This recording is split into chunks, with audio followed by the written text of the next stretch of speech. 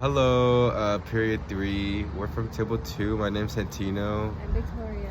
And we're going to be demonstrating our kidney dissection to you. So before we go into the pathway of urine, we're just going to describe our dissection. And so, so zoom in on the kidney, please. Okay, so here's our beautiful pig kidney. It's cut into 2, and we labeled the right side.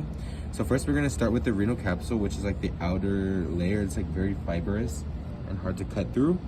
And then, so we have the renal cortex, which is like the first layer once you get inside the kidney, and it's kind of like a lighter shade of gray. And the next color after that, the next layer is the renal medulla, so it's kind of dark.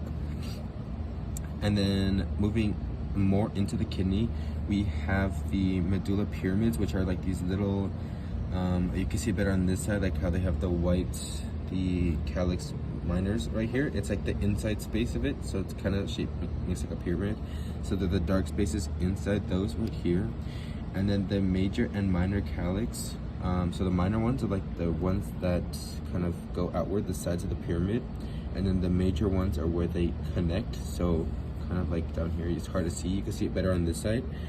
And then we also have the ureter right here, which you have 2, so you have 2 for each side that then connect to, like, that's like the regular the pathway of urine in the kidney. So back down to the kidney.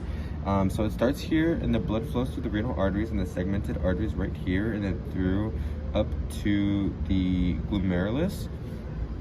So now on our diagram, so right here is the glomerulus, and this is where it kind of starts. And blood flow right here, it's gonna start going through the proximal convoluted tubule, and the fluid right here is like the fluid, a product of the blood, but it's waste, mostly waste, and it still has some nutrients in it. And then it travels down the thick descending and then the thin descending tubule, and then back up the thin ascending and then the thick ascending tubule. And right in this area, there's like a specific pathway of blood that collects all the last nutrients in the fluid, and it kind of holds onto it right here. And then and so specifically like and then right here we have like this connecting area that connects it to the collecting ducts. So these all, like this tubule right here, all these little things right here are collecting ducts, and in them they have nephrons. And so yeah, and so the ducts have multiple nephrons. And then back down to the kidney, the nephrons, like in here, they kind of run down the calyxes. So those little white areas right there, the minor calyxes, and they eventually come into like the major calyxes down here.